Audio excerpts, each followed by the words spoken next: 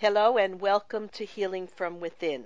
I am your host, Sheryl Glick, author of The Living Spirit, Answers for Healing and Infinite Love, which shares stories of spiritual awakening, communication, healing energies, and ways to use intuition for personal growth and success. And today I am delighted to welcome May McCarthy, author of The Gratitude Formula, which shares her method to build with a grateful heart and help you create powerful, practical, and achievable goals. Hello, May, and thank you for joining us once again on Healing from Within. Oh, thank you so much for having me, and happy holidays. Yes, okay.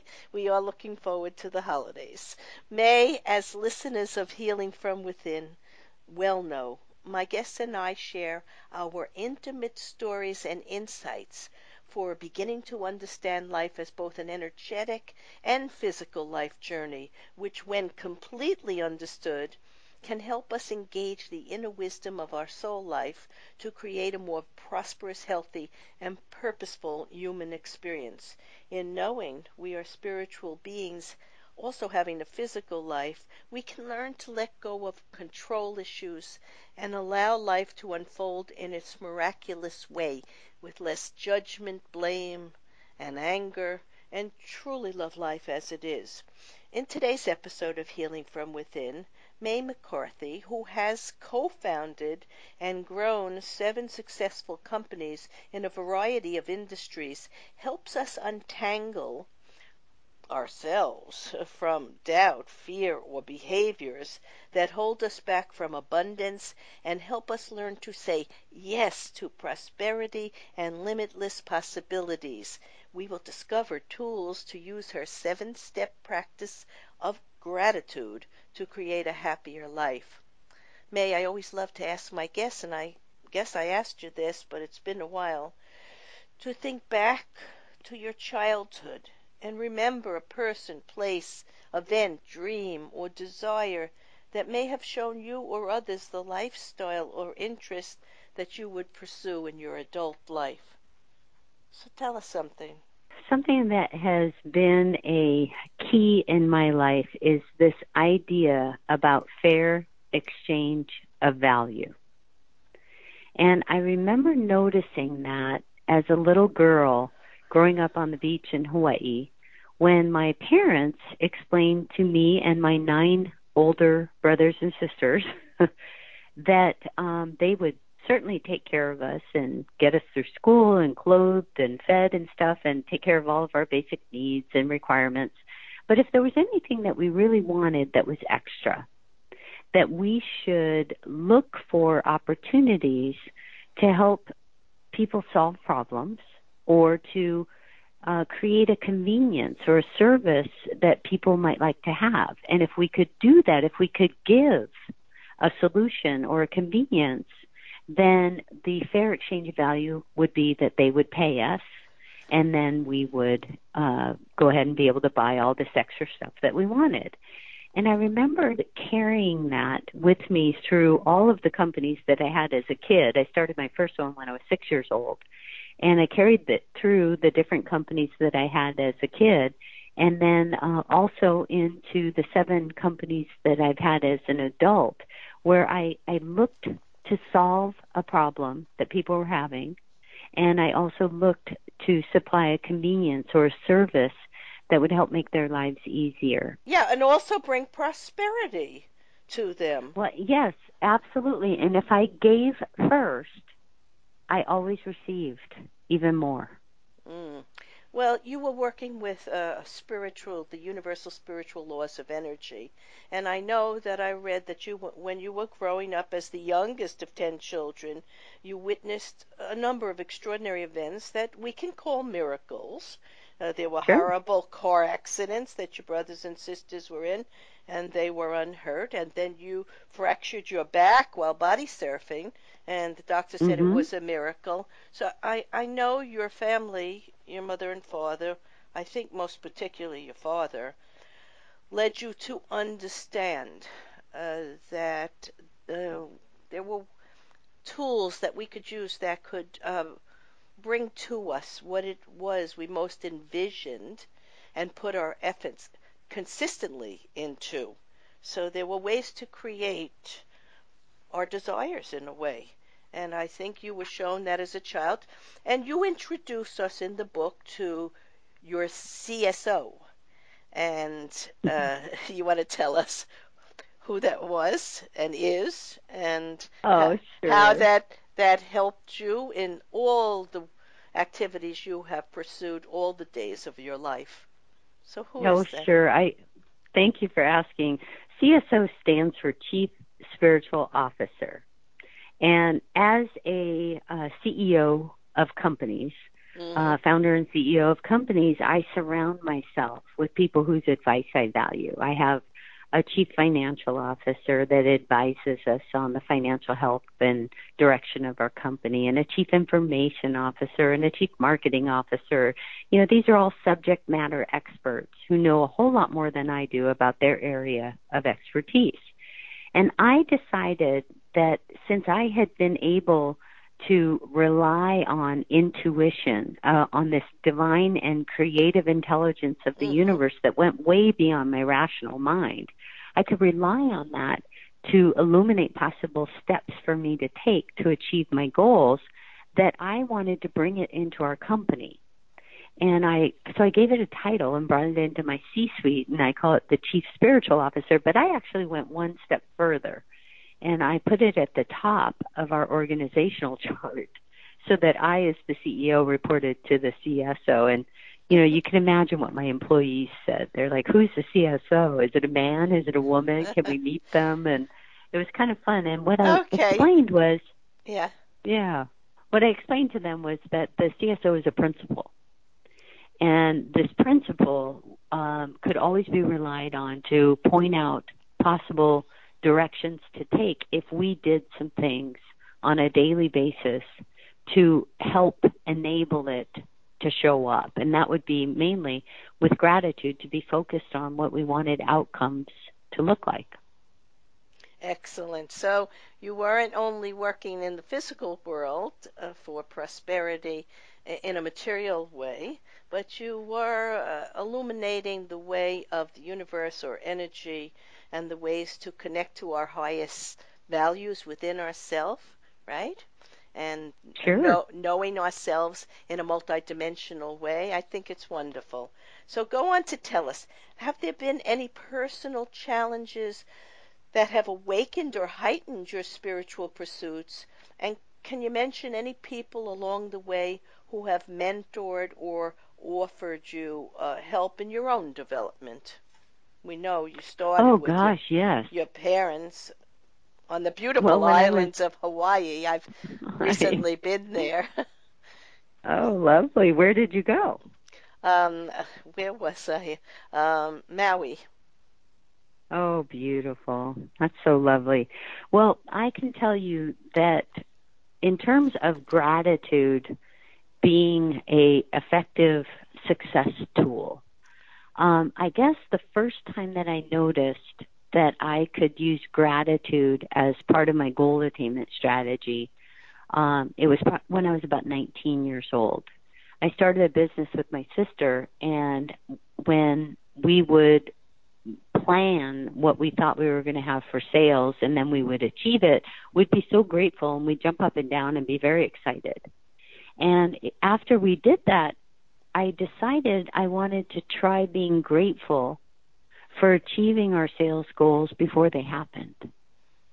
Mm, And what ended up occurring as I was grateful for what I wanted, but I worded it as though I already achieved it in advance, all sorts of intuitive ideas and thoughts and opportunities and directions started to show up. And I know in the spiritual world, we refer to that often as the law of attraction.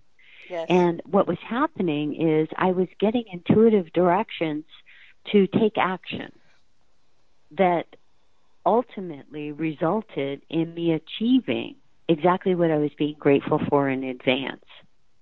And I thought that that was just amazing. And my mother, who was a devout Catholic, had given me my first metaphysical book that sort of explained that process. And it was called The Game of Life, published in 1925, Wow. written by a woman named Florence Scovel Shinn. Mm. And I often refer to Florence Shinn as Emma Curtis Hopkins for dummies, because she makes it so easy to understand.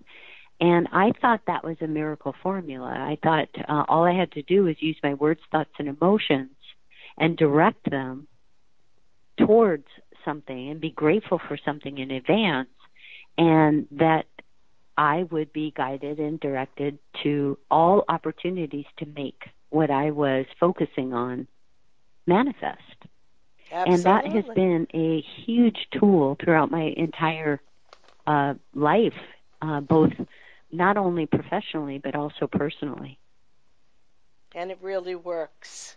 I I It know does. I know as an intuitive healer and medium who has come to understand that we are co-creating, and with our thoughts and actions, what we are seeing in our life is mirroring many of our truest values, and also sometimes our fears. So we have to Yeah. learn to manage our thoughts and to lovingly talk to those in spirit and to those here in the form of a body, people we deal with on a daily basis. Communication is the key to Right. realizing our potential. So let's go on to, you say there are a number of systems that people use to achieve success. That's in sports and in the arts and religious structures. So can you tell us something about that? Well, sure. What I want people to know is that success is just a system. It's not a secret reserved for only a few. Right. And that people have already proved how powerful they are in using systems to achieve success. I mean, if they think about learning to drive a car, I mean, they weren't perfect the very first time they got behind the wheel. They had to put in a lot of conscious physical and mental effort to learn how to drive a car. And now they can probably drive home from work and not remember large parts of their drive home. They've used repetition to master the situation. And the same thing in learning to read.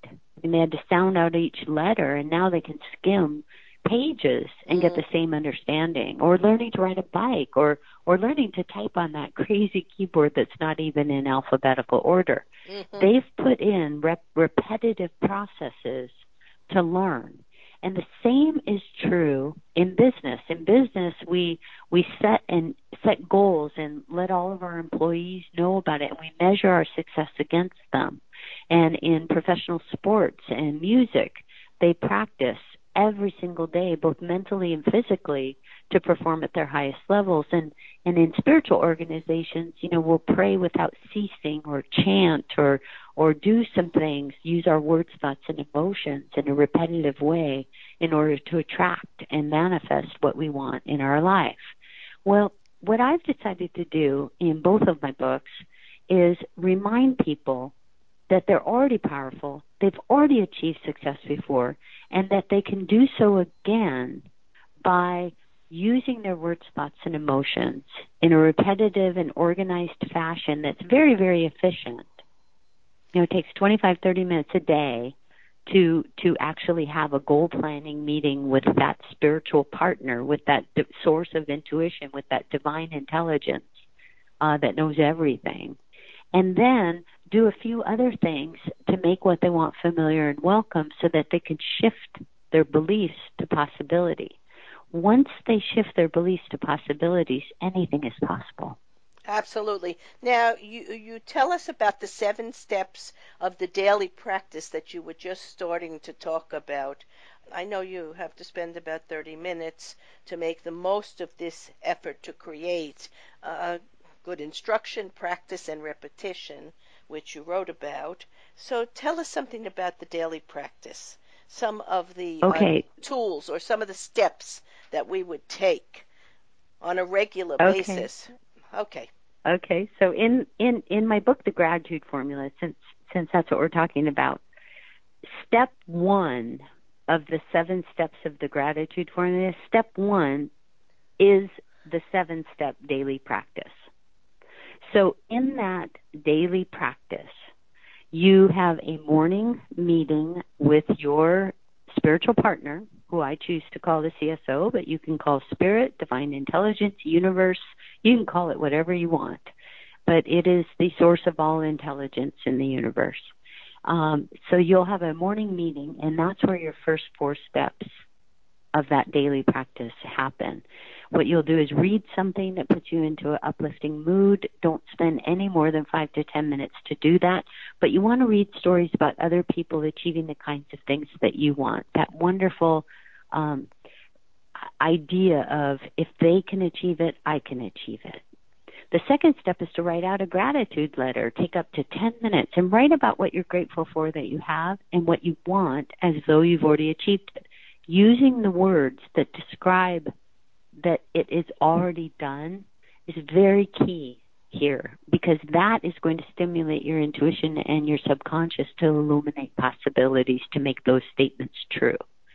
The third step is to speak what you wrote out loud. You'll take up to 5 minutes to essentially read out loud what you just wrote. That'll anchor the meaning more fully within you and let your brain know that you're very serious about achieving these goals. And then the fourth step in that morning meeting is to sit quietly and close your eyes and imagine a movie. Imagine yourself in a movie of one of your goals already completed. So instead of wanting to be financially free or wanting to lose 10 pounds, you'll see yourself in that physically fit, trim, toned, energetic body that's easily moving through life. Yeah. So see yourself, imagine yourself there. Right. Now so that's your morning practice. Good. And you mentioned Nicole Detling, who's a sports psychologist with United States Olympics, and she said the more an athlete can imagine the entire package, the better it's going to be. So it's a multi-sensory effort or endeavor, using visualization, using prayer, using meditation, many different tools to make it real within your thoughts, your heart, your inner being, and then project it onto the outer world. Yeah, that's great. Exactly. So we go. Yeah, so that's your morning meeting. There's more. That's more. That's how we start. Then throughout the day, you have to practice steps 5 and 6. So can you tell us so you're about watching. that? Yeah, you're expecting and watching for leads. And leads are the things that I call intuitive messages. Now, these can show up as a strong thought to go somewhere or to do something or to contact someone. It could show up as a gut instinct that is telling you, to do something or not to do something. You can, someone can show up with some information that just resonates with you, and that's the answer. You're just aware, and you just know that was the information that you needed. So you're feeling in your body and watching your thoughts to see when something is showing up that has meaning. If you feel unsure about taking a step, let's say you get this strong thought to contact someone or go somewhere, and you feel a little unsure about doing that, just simply ask your spiritual partner for another lead. I do that all the time. I say, CSO, if that thought or that idea was from you, make it show up again. And I'd really appreciate it if it could be in a little bit more obvious way. And sure enough, if it's something that you're supposed to do, it'll show up again, and you can take action. You know what? When you take... Go on. Yeah, go on. When you take action, when you decide to follow that thought, to go somewhere, do something, contact someone, or to take some sort of action, then what you want to do is celebrate, because this is reinforcing the idea that this wonderful spiritual gift of intuition is actually valuable, is actually being useful to you. As you celebrate, and the way you celebrate is just find somebody that wants to celebrate with you every time something good happens. And you'll be available to celebrate with them when they have something good happen, and they can be available to celebrate with you. And what you do is you just describe, wow, I had this really strong idea to go somewhere, and I had been wanting this one item, but I didn't want to spend that much money. And I went to that place, and guess what? I found what I wanted on sale. I'm celebrating. Exactly. Many people will call that a coincidence or synchronicity, but it's really not. It's really the messages, and you're following the clues from this universal energy, guides, teachers, holy vibrational beings, God Himself, whatever you wish to call it, that works with us in the form And of you could even energy. call it source of coincidences. Yes, you could call it, but I like to call it many little miracles and messages. Now, I'd like to give an example of how this works. This is a little example that happened many, many years ago before I was involved in this work and put together the pieces of what we're discussing here today. The gratitude formula and understanding the CSO, and which I wholeheartedly agree with everything you've written. But I'm going to give you a little story very briefly. My daughter was little, and everyone used to say she should be in commercials. But I thought there was too much rejection, perhaps, and maybe not the best environment, so I didn't pursue it. And one day when she was in second grade, she was in a little play, and she jumped off the table, and I heard everybody gasp, and I took notice. And then the next day, I was looking in the paper, something I didn't always do, and I saw a tiny, tiny ad that was looking for children for a Mr. and Miss Long Island contest that could be a segue into commercials and film. I really don't know how I even noticed it, but something made me register my daughter and my son, who was only 3, because I didn't want him to feel left out. And as it turned out, a manager, noticed my son, not my daughter, and I brought my son to him. I had to drive quite far to bring him there. But when I was there, I showed him a picture of my daughter, the way she really looked. The day of the event, I had her dressed up in a party dress, and they don't really look for that. They look for real kids. So when I showed him the picture of my daughter with the braids and her tomboy look, he said she had a great look for commercials. And the next week I brought her back, and she read for him, and he came out and told me she was quite talented and would make movies. And of course I didn't know if that would be so, but we gave it a shot, and she had a very, very successful career and developed all her gifts and talents. And it was because the intention was there, not even for me, but for her. And I followed up on the clue. Mm-hmm. And it's what we're talking about here. We are receiving help to pursue our greatest desires and abilities, but we have to be able to pay attention and go ahead and make some choices that take us out of our comfort zone sometimes. But Yeah. I would call that following intuition and instinct and guidance from the universal source. But let's go on to what emotions can consume and prevent us from noticing possibilities to achieve our goals. You talk about this in the book. I do. And the thing about intuitive messages is that they're always being sent to us. They're always being sent to us, and it's whether or not we notice them and have the courage, as Steve Jobs said, to Mm-hmm. follow our intuition. So with that in mind, there are some emotions that can show up that prevent us from noticing these intuitive messages that are always being sent to us that are supposed to be helpful. And some of those emotions have to do with anger, jealousy, pain, unforgiveness, resentment, all sorts of different And things. I mean, all, think I like to say about, all the dis words. The Yeah, DIS words: dismay, distrust, dislike, disengage. Yeah, sure. yeah, all the dis words. But when you're in that kind of a state, I mean, I want your listeners to think about this. The last time maybe they were really upset or scared or angry, with in any of those emotions. Even if another human being came up to them at exactly the same time as being really angry or upset about something, they wouldn't be able to have a conversation with them because they're so consumed with the emotion that they're and the thought and the idea and the experience that they're upset about. So they couldn't even have a conversation with another human being. Well, then how in the world are they going to be able to notice intuition, which is always a still small voice? It's something that is more noticeable when you're in a calm state. So our goal is to somehow release those emotions and those ideas and those thoughts that are taking up room within us and not serving us.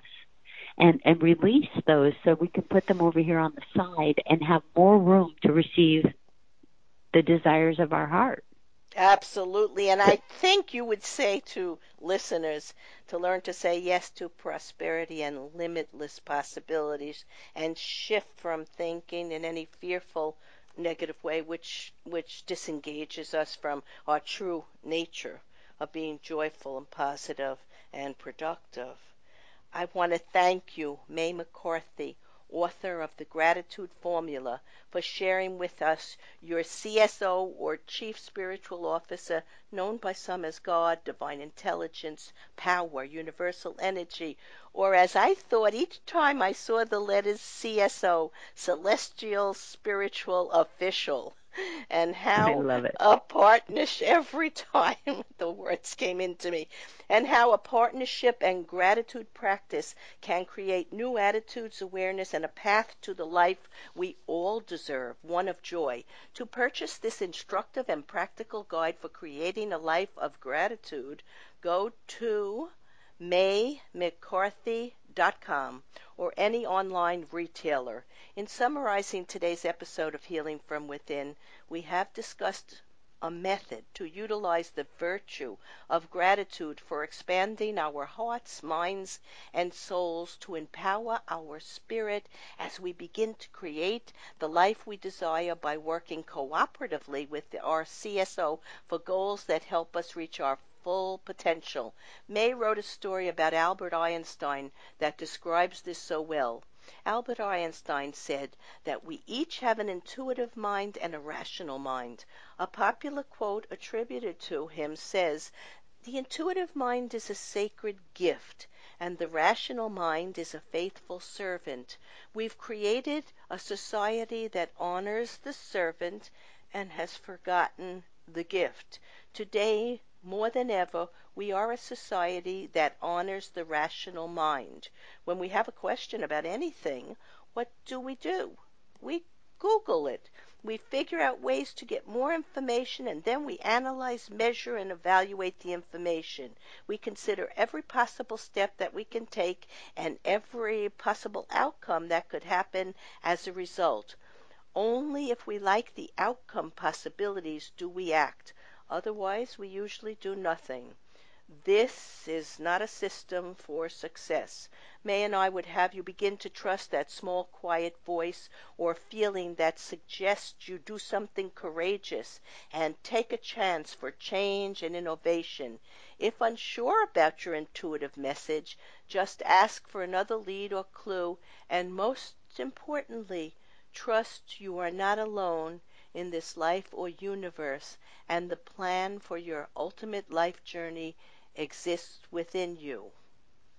I am Sheryl Glick, host of Healing from Within, and invite you to visit my website, SherylGlick.com, to listen to and read about the wondrous leaders in the metaphysical field of science, spirituality, medicine, psychology, psychic phenomena, and the arts and music who share new perspectives to bring balance, unity, and oneness into your life. Shows may also be heard on webtalkradio.net and dreamvision7radio.com. Thank you.